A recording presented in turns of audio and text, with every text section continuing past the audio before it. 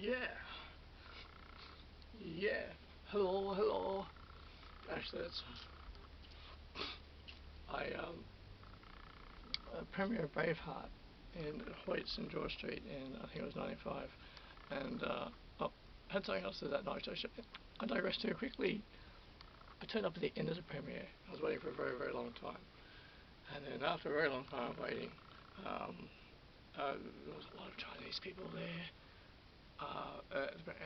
And eventually these three people walked downstairs, and one of them was Mel Gibson. It was his dad on the other side of him, and the police inspector on the other, because he'd invited the police inspector to come along that night. Anyway, he's down the bottom of the stairs, and there's a crowd of people there. And he's like, "Hello, hello," and it was electrifying to hear Mel Gibson speak.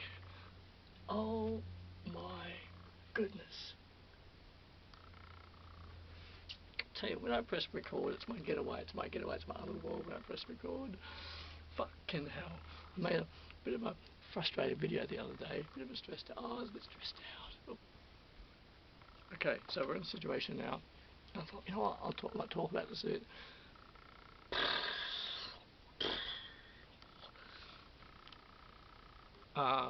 In a situation where we're not being respected by the real estate agent, they're not treating us well, neither is the owner. Now, there's lots of components to this which I've been thinking about, and 48 hours ago, talking with Michelle, we're discussing things in detail a lot, and we thought, fuck this, we're moving, we're not going to put up with this treatment. So we went onto the local rental market to see what was going on in Sydney's inner west. We're on the border of the outer west, but Sydney's inner west. Looking up rental opportunities, seeing what's going on in the rental market for the units, and it's dismal. The prices are absolutely ridiculous. It's skyrocketed. It's unfucking believable. The prices are sky. People cannot afford to live in this area anymore. And if you've got a mortgage, if you own your own home, you're laughing. Forget about it. Now, and we thought we're not going to be treated like this.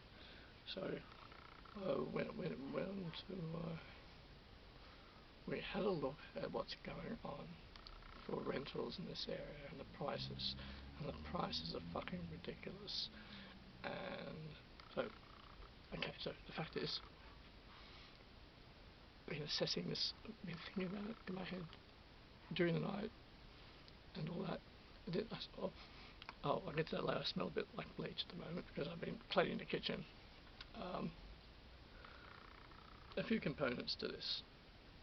Now, the fact is that we're paying the lowest rent in all of this area and surrounding areas that is possible. Like the lowest possible rent for a 2-bedroom unit, we're paying it. And so yeah, okay, because the real estate agent came over the other day, because they're really fussy about, they're just doing things weird now. And so real estate agent came over the other day. He's 20 years our junior, and he wasn't being great to us. He was a bit patronising, wasn't being great to us, and he left. We felt bad, we felt very sad. Just he said, you got to do this, you got to clean this place. So yes, sometimes the place gets on top of me a bit, and it takes I've just spent the last 90 minutes cleaning the kitchen, really thoroughly cleaning the kitchen, because sometimes it does get on top of me. Taking care of everything this morning. I went down to Woolworths, I bought bleach, I bought oven cleaner, I'm applying it, the exit mold that I bought from Bunnings ages ago. Put it up in the bathroom. It stinks a bit, takes care of the problem. We're extremely fucking angry at the real estate agent with the way that they're treating us now. The owner is no better, but the fact is we're paying the lowest price rent in this area, the lowest price possible. So therefore we're gonna okay, well, that's the fact. So we're just gonna the real estate they're very neutral toward us, but the fact is we're paying low rent, the really low rent, and we're gonna roof over our head. That's the fact. So I'm like, you know what, Michelle? They're not on our side, the real estate agent. They're being very neutral toward us. We've got a roof over our head at the moment. And it's very easy to say, fuck you, we're leaving. But the rental prices in this area are absolutely ridiculous. And $100 more than we're paying at the moment. And we're only just getting by. So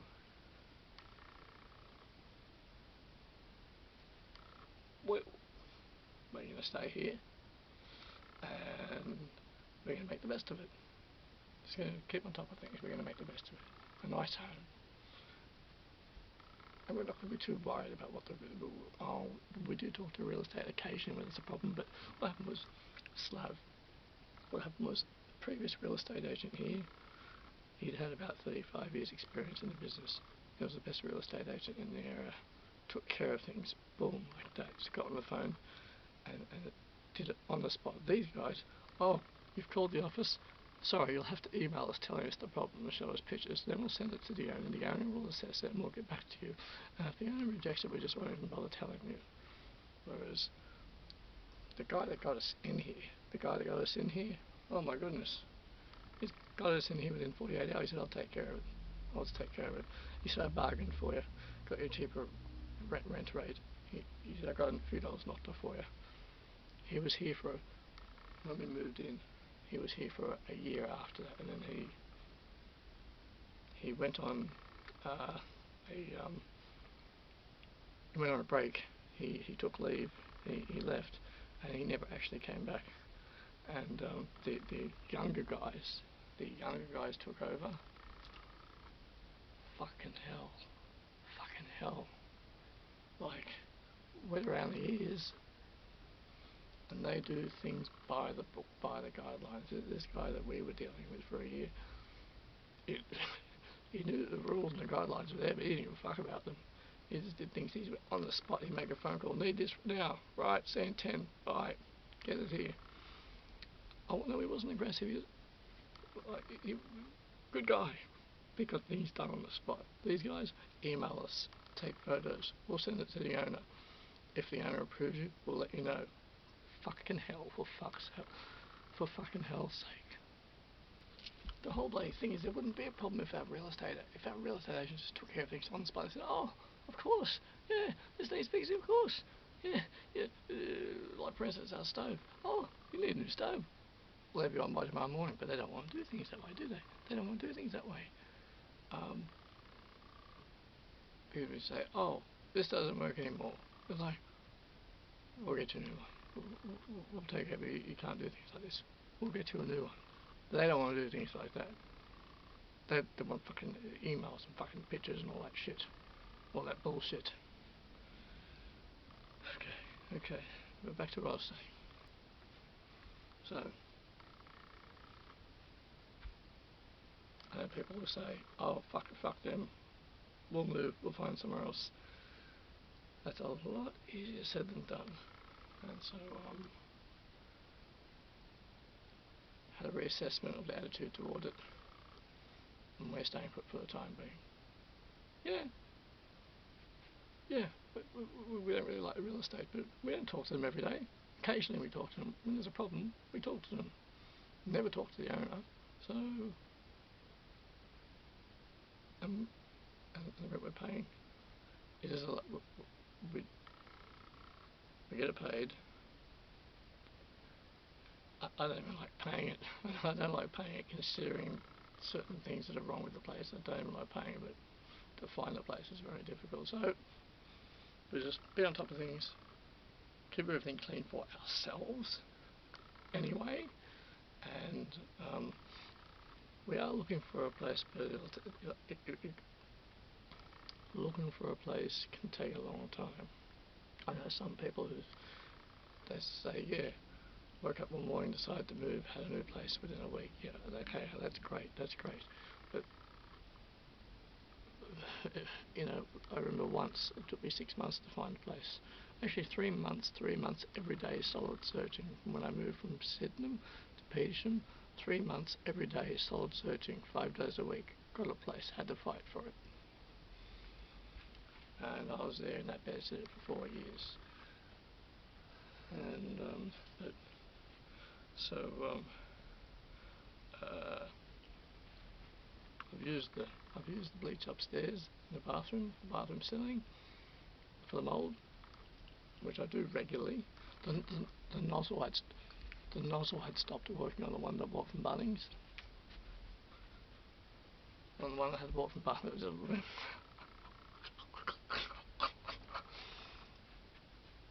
I bought some old remover from Bunnings. The nozzle stopped working after a while. Bought a new bottle nozzle thing today, and at first I didn't think it was working at all, but it's working. So I applied that to the thing in the bathroom. I bought the oven cleaner, and I got sugar soap. Michelle's not that fond of sugar soap with the smell of it. We got it anyway. We're going to use it. I cleaned all the kitchen this morning. It's really nice. Probably got old vinyl on the kitchen floor. Old vinyl for the flooring in the kitchen. So fucking difficult to keep clean. Unbelievably fucking difficult to keep clean. But I've done the stove top. We're going to clean inside the oven soon. Actually, the stove doesn't work properly. And if we had told this to the other guy, the guy that used to be here, he would have got on the phone. Get these guys a new phone. Get these guys a new stove now. Today we would have had one within 48 hours. He said you don't have to put up with this. These are these new guys that come in. We want photos. Fuck.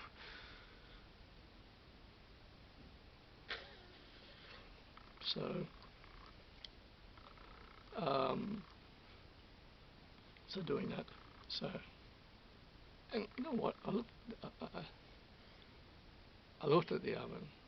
Not overly messy. I cleaned most of it yesterday. It took me 10 minutes. I cleaned most of it yesterday. I have used the oven removal stuff inside and out today. And the things that have been stressing me, I gotta let go of them now because I've simply got other things to do. And we are going to move, but it's not going to happen overnight. We're here on the lowest rent in the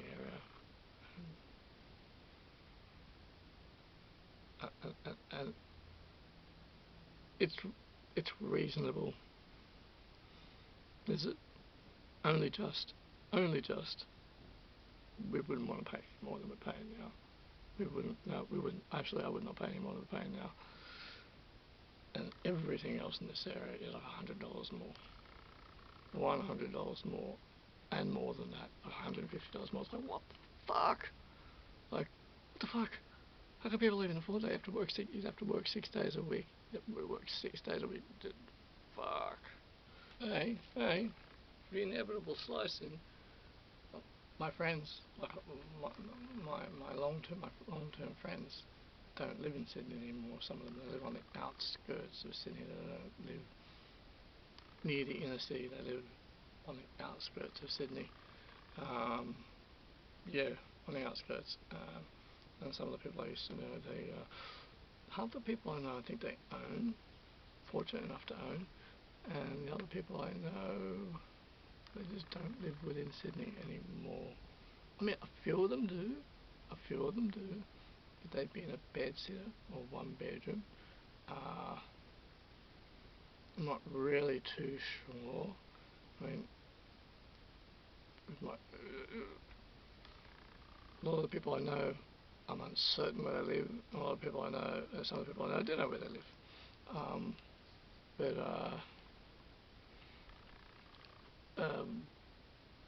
On the outskirts, they live on the outskirts, and or people started to move away from Sydney. In the West in 2010. They felt a change coming on. I didn't even, and even 2012 they said we can feel this change coming on. We're getting out of here. And I was like, what change? It's like, oh yeah, okay. And that really hit in 2015. Yeah.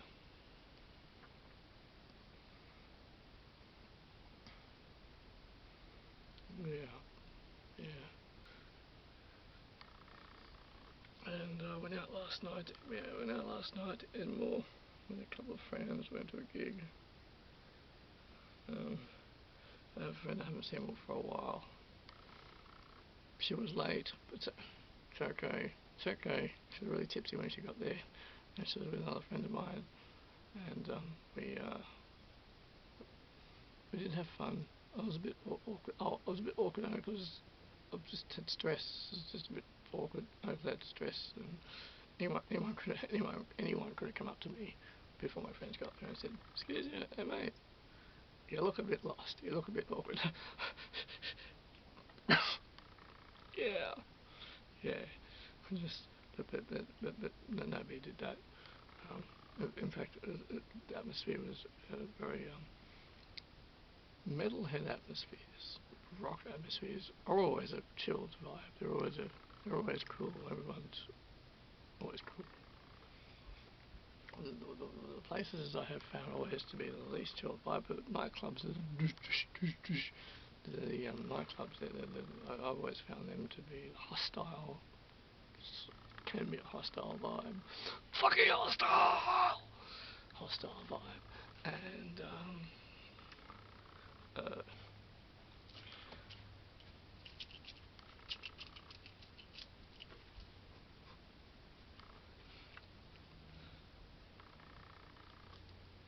thought I'd talk about it.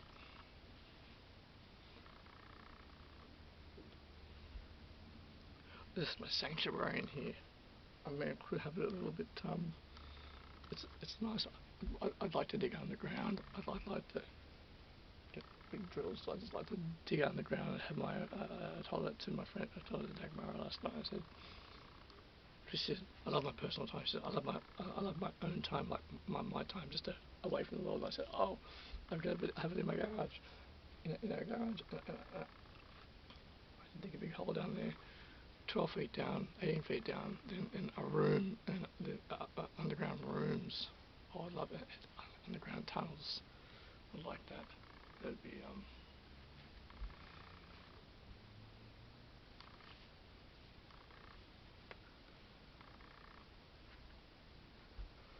that would be,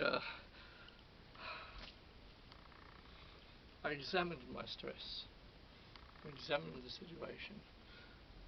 And I thought, I'm not going to put myself under that stress anymore, including the neighbour stress. I'm like, just too much. Reassess it. How do I approach it? How do I fix it? Yeah. And also, there's some things in here. There's some things in this character. What am I doing for time?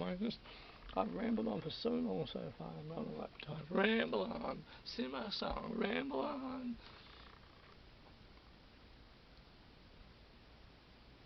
There's things here in this garage which I want to take care of as well. Because I've got like all these A4. I've got a bunch of A4 folders here. A3 folders. A3. Look, I've got like 1,000 pictures I've drawn. So what I'm going to do is go into those folders. I think they're in there. I'm not going to take them out now. But all these drawings I've done over the past few years, all of them, about 1,000 there. And what I'm going to do is I'm going to blow some of them up to A2, and I'm going to put a price on them and sell them. But also to start off with things that we can do just to get a few pennies together. Michelle bought this typewriter more than a year ago, and got here. She unwrapped it. She used it for a couple of days. And she didn't like it. She didn't like it. And it's been sitting over there like a bad smell. It's been sitting over there for about a year. What I'm going to do next thing I'm going to do, I'm going to take it upstairs. I'm going to take photographs of it, put it on the marketplace, probably put it on Facebook Marketplace, sell it for the same price that Michelle bought it. There's a lamp, just in that other section. There's a lamp. Michelle bought it. Too big. We didn't like it. I'm going to find a globe for it. Put the globe in. Light bulb of an idea that is. I'm going to put the globe in and sell it for the same price. Sell it for the same price that Michelle bought it, and so that can be Michelle's money, our money, Michelle's money, whichever. Thing is, chairs over there with a table not being used, lots of doohickeys and thingamajigs. We got a lot of things around here which I'm going to get a few bucks for, so that this area here gets more organised. Because there was stress. there was stress. And I'm like, I don't want that anymore. I don't want that stress anymore. I don't want it anymore. I'm going to do things a little differently. Waking up every morning, it's like,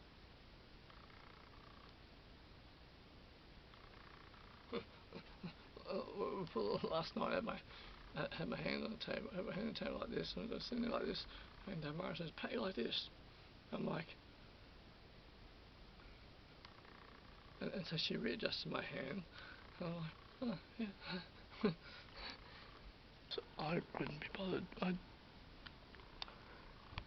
I couldn't be bothered going down to the garage for this. So last night, one of the topics that did alleviate stress of sorts was Dagmar and myself. We talked about the Texas Chainsaw Massacre and certain aspects of it, and that was fun. And just about the fact that when I've seen a movie 25 times, so each new time that I watch it, I just can focus on totally different, like, particular details about it. Like when I'm watching a movie for the first time, trying to take everything in. But if I've seen a movie 25 times, I just focus on different details. I look at different things. And so we talked about Texas Chainsaw Massacre for a while, and that alleviated stress. That was fun. And we spoke about music, mainly about that movie. A few other things, mainly Texas Chainsaw. Yeah, I'll slice that in.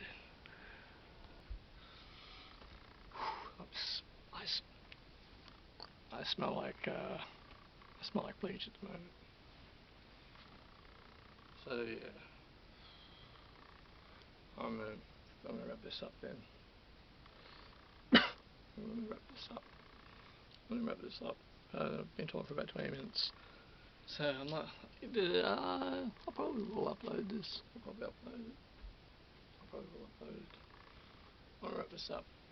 Oh yeah, it's 21st of May, 4:29 p.m. of the 21st of May 2023. Patrick. Alright, yes, very good.